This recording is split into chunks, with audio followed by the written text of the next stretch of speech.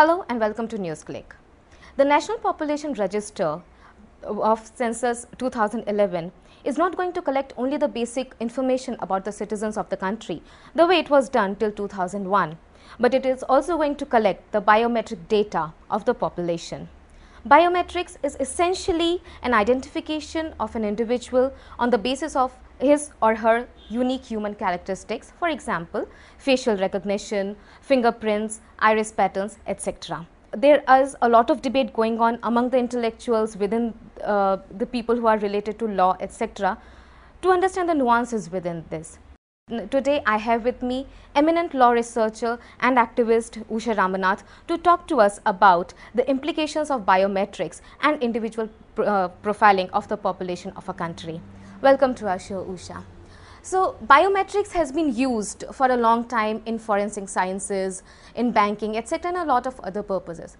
How the implication now has changed when we talk about public policy and when it gets related to UID and NetGrid? To say while I'm answering your question, the first is that I think it's important to recognize that the National Population Register and the census are actually two completely different exercises. What is being done is to use the opportunity of the census to see if it is possible to load the exercise of the National Population Register on to the census exercise. That's all. Now the census, as you know, has been there for for over a century. The idea being that it should be possible for us to understand the composition of a population and its requirements so that the state can figure out how it needs to function. The National Population Register has a completely different take. There's one fundamental difference between these two that we need to understand, that the census is confidential, whereas the National Population Register very clearly is not. So when you ask me about biometrics, the fact that biometrics is a part of the National Population Register exercise is significant also because it means that that information can be widely used. It can be handed over to different agencies. There is no sanctity in the NPR collecting the biometrics because they can, in fact the intention is that they want, the idea was to link up the NPR with the UID exercise so that they can hand information that they collect over as a protocol of data to the UID for the UID to be able to deliver numbers. So that's an important distinction that we need to understand. I think one of the, ironies of this situation is that, when you look at the Constitution of India, the Constitution of India sees us as citizens. It doesn't see us as subjects. And as citizens, we are entitled to certain rights. So you find that when if a person is accused of an offense, they have what is called a right of silence. They also have a right to their bodily integrity. So to tell people that you have to part with information about yourself to a law enforcing agency, there are limits to that are placed by the Constitution. It is almost as if the government today believes that that is only for people who are accused of crimes, but the ordinary citizen doesn't have any of these protections. So today we are being asked to divulge all manner of information about ourselves, and it's being converted into a coercive exercise where biometrics will have to be given, and the government in its various databases and private agencies in various databases will be holding on to information about us which includes biometrics. Now I have there's one challenge that I want to make to the statement that you made, which I know is not just something that you are saying, but it's being said, is that biometrics are unique. Now, I don't know that there is anything to guarantee to us that it is, because from what we've heard, for instance, fingerprints, the maximum number of people over whom this has gone, where it has been taken, is over 50 million people. And that's even by what the Biometrics Committee itself says of the UID-AI, which is trying to push biometrics. I think it's important to place biometrics in context. See, biometrics is basically using the body as a marker. And there are various ways in which this has been done. I mean, like you said, there is facial recognition technique, there is iris scan, there is fingerprints. There have been various kinds through the years. The difference now is that it is becoming the one marker of identity that they want to impose on us. So it should be possible for us to identify ourselves not through the variety of ways in which our identities are constructed, but through body as marker, which is seen as having a determinative, which is seen as having a determinative ability. For one thing, it is unproven. For another, there is a certain violation of bodily integrity that happens when you're going to use the body as a marker. Thirdly, remember that every time if they're going to use this as a marker, for instance, it's now being said that the Petroleum Ministry is going to insist that to have a LPG connection, you need to have a UID. And that the guy who comes to deliver the cylinder in your house will come with a handheld device, and you've got to give your fingerprint every time before you get your LPG. So it's like they're linking up every activity with your body being capable of being a marker. If you look at the proof of concept that the UID AI conducted, it's about the most unscientific study that I have seen, and its representation is really pathetic. Its sample is very small. They actually admit in that they did not want to complicate the sample. That wasn't the intention. So they did not take areca nut workers and tea workers, for instance, into this because it would complicate the sample. That should tell you how much we know already about biometrics. We don't know enough about biometrics. So on the one hand, if we did and biometrics actually work, it's a violation of bodily integrity, and it's a violation of the kind of relationships that people have with their state.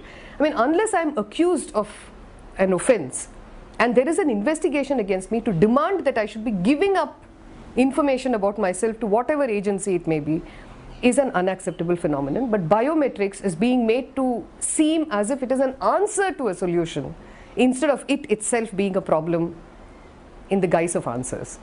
You talked about citizens and the rights of citizens in the country. How do you look at this issue vis-a-vis Census Act of 1948 and Citizenship Act of 1955, and the rules which came up in 2003? So a little in terms of law, legality, etc. See, like I said in the beginning, the fundamental difference between these two is that the census is confidential. They're not supposed to give any information to anyone, whereas the National Population Register, which is under the citizenship rules, is not. That's a very, very fundamental difference.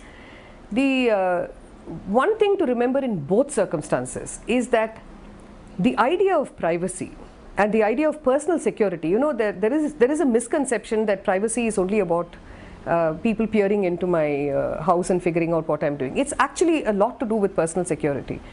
If I have to go to a cyber cafe, for instance, and I have to give my biometrics every time, or give an ID or give my UID number every time I'm going to use the cyber cafe, which is what they're trying to bring it down to, then a young girl who goes there, for instance, who's got to give her name, her address, leave her photograph there, and tell them what her ID is far less secure. So this is not just about privacy as in, my person and I don't want to tell anyone who I am. It's about personal security. All that is getting jeopardized, and what is increasingly happening is, it's not just the NPR and the census. There are various ways in which the state is saying, I want information about the individual. Biometrics is one element of this. Now, why biometrics is a particular problem is also because of the various ways in which it can be used. For instance, many people who are in criminal law have been telling us that if you have sets of fingerprints that are available as databases, to have them planted in different places is really no problem at all.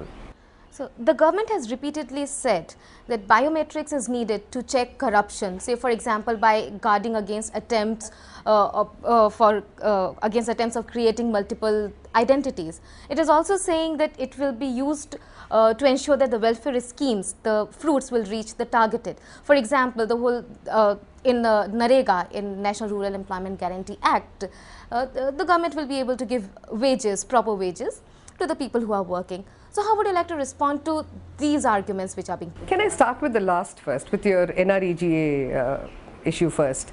It's very interesting what's happening. Now they are talking about, if you look at the past 2 years, you'll find that every change that is being suggested in the system is being used to leverage the UID.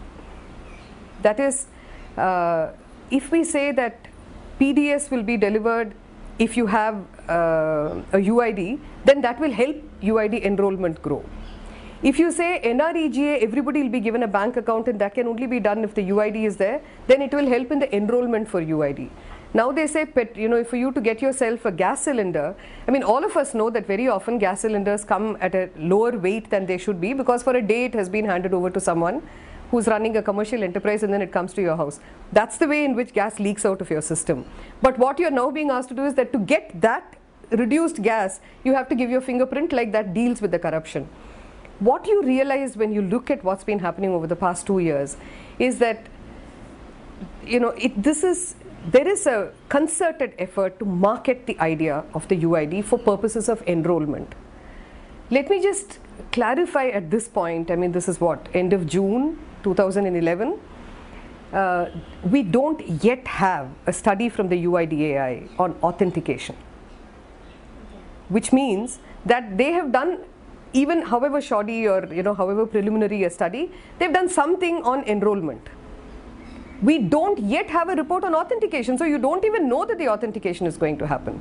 So what we are in effect seeing is a technology that is rolling out, not a solution. So on NREGA, they tried with working on PDS, but the right to food people got onto their case very quickly and found that it is really no answer to the kind of problems that there are, and that actually all it might help is to dismantle the PDS system, which many people, you know, felt was wrong.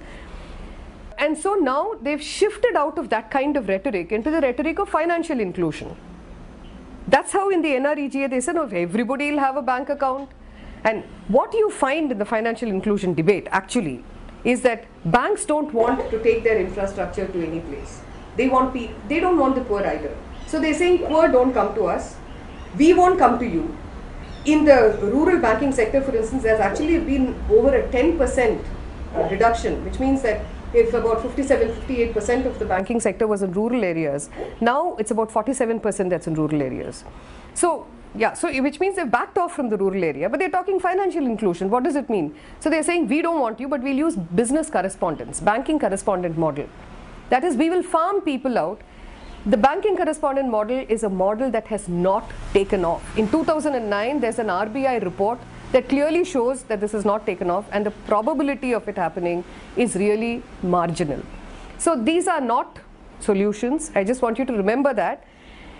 I think even when we start asking these questions, one of the questions that we have to ask is, who is going to benefit the most from the pushing of biometrics? Is it really going to be a people? Is it going to be the stop? Because corruption is not happening because the poor man in the street is corrupt. Corruption is happening because there is no governance, there is no regulation, our criminal justice systems have collapsed, you know, there is no seriousness within government that they should be a law and order, that they should be a law-abiding state. If you look at it, all agencies of state are acting like they are exceptions to the law. It's only the ordinary person. So how are you going to catch them through taking my biometrics? You know, what they're trying to say is that, oh, you know, if they're supposed to deliver it to you, your fingerprints have to be there for you to receive it. But you're still retaining the power and that control with that same person who is corrupt.